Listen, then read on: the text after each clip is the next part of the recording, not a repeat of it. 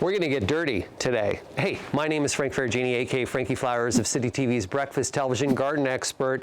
And today in this video, we're gonna learn everything about soil. How to figure out what type of soil you have, the importance of soil, how to amend the soil, what soil you should use for different purposes, and also, is all soil created equal? Now let's get down into the dirt. Dirt is not soil.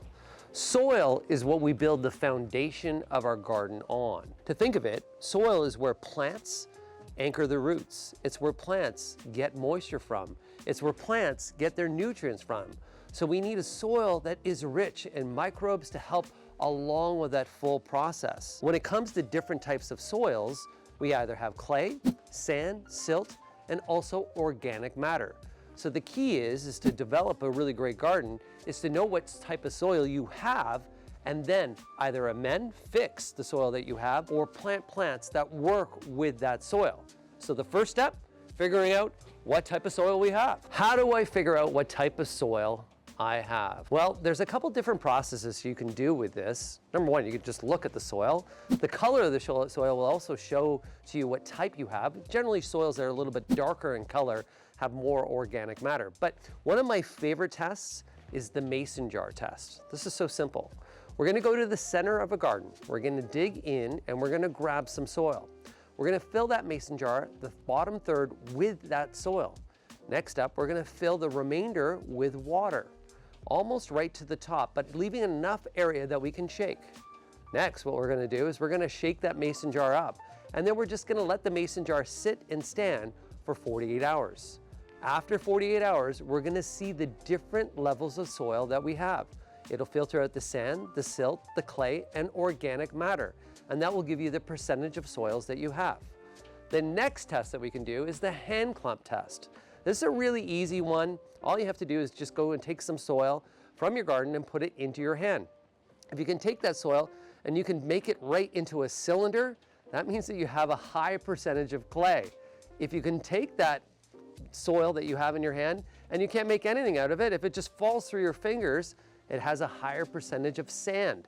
And then finally, what we want is a perfect soil that has the ability that when we go to put it into our hand and we squeeze it, it clumps up but gently breaks apart. That is a perfect density of soil that we want. The next step is coming to amend your soil. What does it mean to amend your soil? Well, amending your soil is simply meaning fixing your soil. So if you had a soil that has a high composition of sand, that means a lot of drainage, we need something that's gonna be more absorbent. So we'll need to add compost and or garden soil into that soil. If we have clay, clay is really difficult. Clay is something that we either wanna dig out or what we wanna do is build a raised bed or even have a trough. It's a perfect way to garden there. But amending your soil can be done at spring and or fall, and I recommend always improving your soil each and every year. That can simply be done by adding a bag of triple mix, manure, or just a good quality soil. There are so many different types of soil, so the question is, what soil do I use? Well, when it comes to the garden soils, sometimes they'll be called black earth, sometimes they'll be called triple mix. Those are all meant for the garden, outdoor use. For pots, even outdoors and indoors, you need what's called a potting soil. A potting soil has the ability to absorb moisture but dry out, so that means that your pots are not going to sit wet for too long. If we had too heavy of a soil, we'll actually drown those roots out. Most potting soils, you'll see little white pellets in them. That's perlite, that improves drainage. And then you can also get moisture control soils. A moisture control soil is one that you would use for outdoor use. Let's say that you go away a little bit too often. Well, you want to have that ability for that soil to release some moisture. So simple reminder, garden soil for the garden, outdoors, potting soil for outdoor containers and indoor plants. Are all bag soils created equal?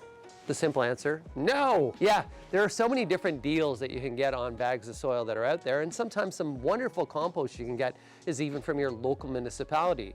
But often you get what you pay for. You'll often find that some of those cheaper bags have a very low percentage of good organic matter, so we'll find that they're too heavy, they'll clump too much together, and they'll stay wet for too long. You can almost see that they're almost slimy when you open the bag.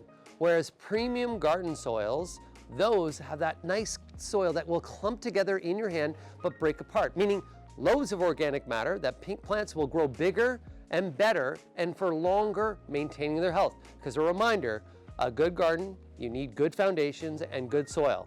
So you want to buy soil that is good. Not all soils are created equal. So don't call soil dirt. It matters. What matters, as you learned in this video, is knowing what type of soil you have in your home. Then also, how can we determine that? By doing simple soil tests. Also, how do we amend and fix that soil? And what soils do we use for different uses? And does all soil created equal?